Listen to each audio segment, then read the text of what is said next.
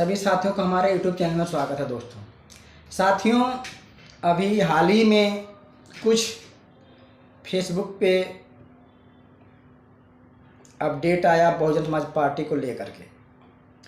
वो अपडेट चंद्रशेखर रावण जी के द्वारा आया हुआ है।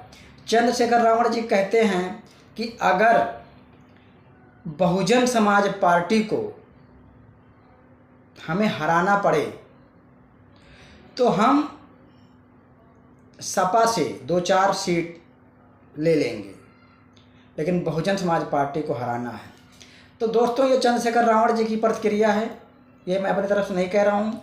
फेसबुक पे जो मैंने देखा पेपर की कटिंग है, उसी पेपर पे साफ साफ लिखा हुआ है। तो दोस्तों, जो चंद्रशेखर रावण जी कह रहे हैं शायद बहुत गलत कह रहे हैं। और चंद्रशेखर रावण जी शायद ये नहीं जानते हैं कि अगर बहन कुमारी मायावती जी नहीं आए होती समाज के बीच और मानवर काशीराम साहब बहुजन समाज पार्टी नहीं बनाए होते तो शायद चंद्रशेखर रावण आज की डेट में चुनाव लड़ने के लिए वो आते ही नहीं। क्योंकि बहुजन समाज पार्टी जब बहुजन समाज पार्टी जब नहीं बनी थी तब SC ST OBC का कोई भी व्यक्ति नेता नहीं बना था। बहन जी के आने से काफ़ी नेता बहुजन समाज के अंदर तैयार हो रहे हैं दोस्तों। और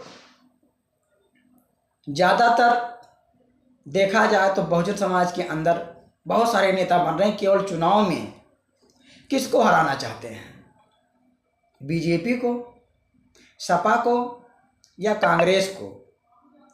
तो साथियों, मैं एक बात बताऊं, ये न सपा को, ना कांग्रेस को, ना बीजेपी को, इनको नहीं हराना चाहते हैं। वो हराना चाहते हैं केवल जो बहुजन समाज पार्टी को। चंद्रशेखर रावण जी यूपी में सत्ता परिवर्तन यात्रा निकाल रखे हैं। वो हरियाणा में चुनाव था, नहीं निकालने गए सत्ता परिवर्तन यात्रा। बंगाल में था, वहाँ नहीं निकालने गए। वो केवल यूपी में ही निकाले। क्यों? क्योंकि यूपी में बहुजन समाज पार्टी काफ़ी मजबूत है। तो साथियों, ये बात मैं चंद्रशेखर जी का विरोध नहीं कर रहा हूँ, लेकिन गलत का विरोध कर रहा हूँ। साथियों, जो लोग कहते हैं कि बहन जी संघर्ष नहीं किए, बहन जी ने जो संघर्ष किया है, आप लोग अपने दादा बाबा से जाके पूछिएगा कि बहन जी ने कितना संघर्ष किया। या 2007 से लेके 12 के बीच में जो बहन जी का शासन सत्ता रहा, उस शासन काल में उनके काम उठा के देख लीजिए, उन्होंने कितने काम किए। साथियों, जब बहन जी जमीन पे उतरती थी साथियों, शायद उसमें बहुजन समाज पार्टी बहुत ज़्यादा मजबूत नहीं थी। और साथियों, एक बात और है, जब बहन जी जनता के बीच में गांव-गांव जाती थी तो उस समय शायद कोई बहुजन समाज में नेता भी नहीं बना था। तो साथियों, जो लोग आजकल बहन जी की बुराई कर रहे हैं वो शायद भूल गए कि बहन जी ने कितने सारे काम किए और बहुजनों को बहुत सारे उन्होंने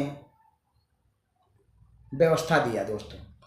और मैं बताना चाहूँ, एक समय ऐसा रहता था, हम लोग बचपन में हम लोग सुने थे कि जब बहन जी का मीडिया इंटरव्यू लेने जाते थे तो उसमें टीवी कम चलते थे बहुत से लोगों के पास, लेकिन गरीब जैसे जो बड़े बड़े लोग थे, अमीर लोग, उनके पास थे, गरीबों के पास कम थे, लेकिन उसमें रेडियो हुआ करता था। तो दोस्तों, जब बहन जी बोलती थी तब उस रेडियो को टेबल पर रख दिया जाता, 4, 5, 10 लोग बैठ के सुनते थे बहन जी का बात। और आज लोग कहते हैं बहन जी के सपोर्टर नहीं हैं। तो दोस्तों, अगर जिसके बाप दादा भी हैं उनसे आप बात करिए कि बहन जी का जो ये संघर्ष भरा जीवन रहा, आप लोगों को पता है क्या? तो वो तुरंत बताएंगे दोस्तों कि बहन जी ने बहुत संघर्ष किया और बहन जी ने बहुजन समाज को यहाँ तक लाने के लिए अपनी पूरी जी जान लगा दिया। बाबा साहब का मिशन को पूरा करने के लिए बहन जी ने बहुत सारी मेहनत किया, मानवर काशीराम साहब जी। और आजकल के कक्षा 1 जीरो क्लास लिए हुए कहते बहन जी ने काम किया, बहन जी ने सड़कों पे नहीं उतरी।